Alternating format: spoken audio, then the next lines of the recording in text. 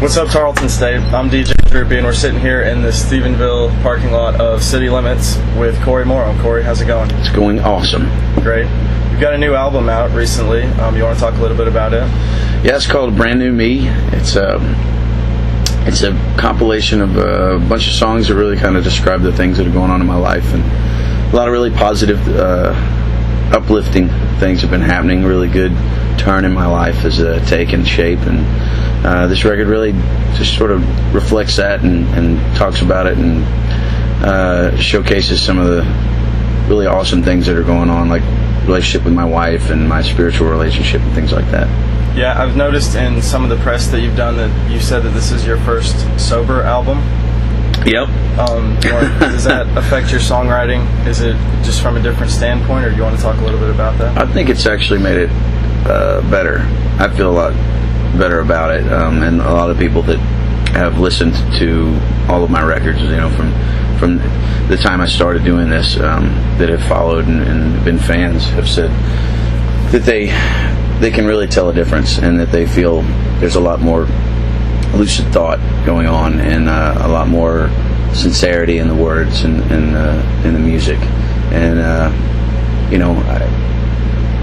all I know is that I know what I'm writing about when I'm writing it, and I can really feel the passion of what's going into it as I'm listening to it again. I know exactly why I wrote the words and exactly why the melodies came out the way they did, and it's just a really honest record for me. You want to tell us a little bit about your songwriting process, how you go about it when you go to write a new song or a new record? Do you just compile stuff while you're out on the road, or do you just have to sit down? It's a mix. I mean, there's plenty of stuff that I'll just write down. I'll jot down ideas and things that people say, and I'll put them down in a little notebook. And then when I've got the notion to write, I'll pull the notebook out and start looking at things, and that'll start to spark memories and ideas. And but normally, what'll happen is I'll just pick the guitar up and start playing and try to create melodies. The melodies for me are they tell me what the words are going to be, and so whatever I'm feeling emotionally or otherwise comes out in the melody of the song that I start playing. And so it's just sort of like a therapy thing for me. If I was angry, If I was angry, I would go and bang on I'd go hit on a punching bag or something. And if I was happy, I'd go, probably sing and dance. And so in that respect, that's kind of how I pick up the guitar and play. I either play angrily or I'll play happy. And so the melody kind of tells me what it wants to be. And then mostly lately, I've been getting the melodies going, and I'll come up with a couple of lines, either a chorus or beginning of the song and a verse and something. And I'll take it to a couple of different friends that I'd like to co-write with, and I'll tell them what the idea is and where I'm at, and we just talk it out and finish it together. That's been a really good success for me, and something I really enjoy a lot more. I actually get more out of it than I do finishing songs on my own. I don't know why, but it just seems to be working out that way. You've been touring and writing music for over a decade now.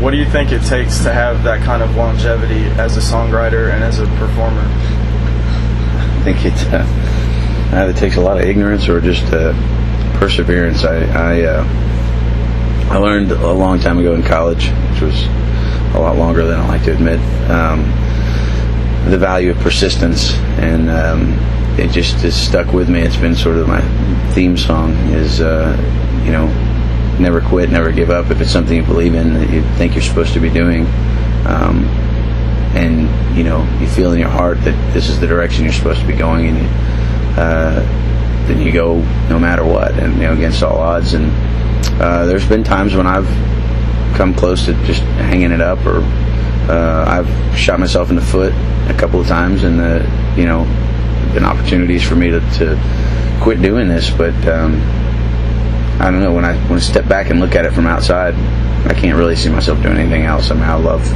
playing music, I love singing, I love writing songs, and I love performing on stage. So it's kind of, there really isn't much else I can do except go to Vegas and be a showgirl. I don't think I have the body for that. Yeah, I don't either.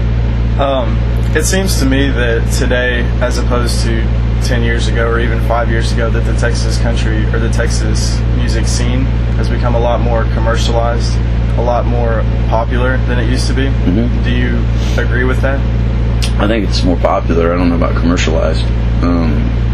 I think it's getting to be something that people are really getting into, and there's a lot of stuff.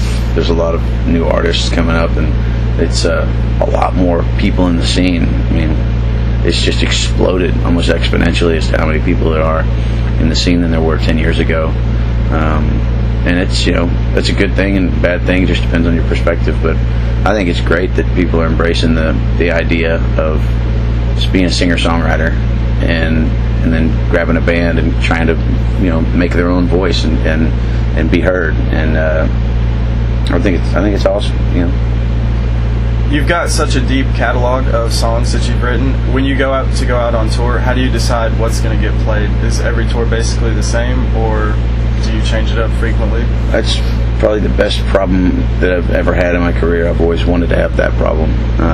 When I first started, I remember talking to my bass player, and we were drawing up the set list, and we had like 3 original songs, and we had to sit there and write down 20 songs for a set list, and we're doing 17 covers. And I just looked at him and I was like, man, I can't wait until this is 20 originals and 3 covers, because we want to do 3 covers, not because we have to. He said, yeah, that'll be cool. So I mean, that's where it's at now. We basically go in.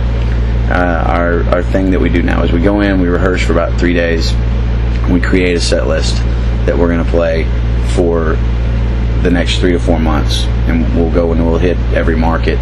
And sometimes it lasts for about 6 months, depending on what markets we're playing. But we try to hit every market 2 or 3 times a year, and so we'll play that set list once in that market, so that everybody won't be getting the same show twice. We'll never come back in and play the same show again. And we just pick and choose. I mean, I did a poll on this last one and asked everybody what they wanted to hear, and kind of took the top 10 or 15 of those and started there, and then we chose songs off the new record, and we do about 7 or 8 of those, and then the band, we just choose a couple other things that we want to do, and hope that the fans enjoy it. And it seems like they've been really liking this new set, but we really leave it up to them. We ask them what they want to hear first, and then go from there. Musically, when you were developing as a songwriter, who were some of your influences? Musically, it was it's kind of all over. And lyrically and musically was Robert Earl, Willie Nelson, Led Zeppelin was a huge influence on me, and Merle Haggard and Johnny Cash and Waylon Jennings and Chris Christopherson. I got into Steve Earle really big for a while, and Jerry Jeff Walker, Gary P. Nunn. It was kind of the what I call the godfathers of outlaw country was really my mainstay. But then I listened to a ton of Bob Seger and like I said, Led Zeppelin, and this Rolling Stones. I loved classic rock, and so my influence, I guess, is a mixture of those two kind of sounds. Are there any new artists within the past few years who have just come onto the scene that you can stand behind and say, those guys they have my support? Absolutely. I believe in them. I think Kyle Park is going to go forever and just go huge. I just think he's amazingly talented, and he's just got that spark of life inside of him that comes across in his music and in who he is. I think if you haven't heard Sean McConnell, he's a guy, he's a singer-songwriter in Nashville. He was written with Wade Bowen and Randy Rogers quite a bit, and he's just hands down the most talented individual I think I've ever seen on the scene, and beyond this scene, I think. The Dirty River Boys. If you haven't heard of them, they're from El Paso. They're really new. Those guys are insanely talented, and their songs are just badass. They're gonna go a long way. So those are my 3 tops, I guess. Yeah. If you had one thing that you could tell, one piece of knowledge or advice or something that you could tell to college students today, what would that be? don't listen to me. Say piece of advice.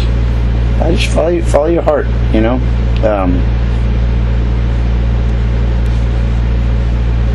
I don't know, give weight to the wisdom of the people that came before you, but don't count yourself out. You know, don't count out what you know and what you feel to be true in your heart. So, you know, listen to your elders, but listen to your heart too. I don't know.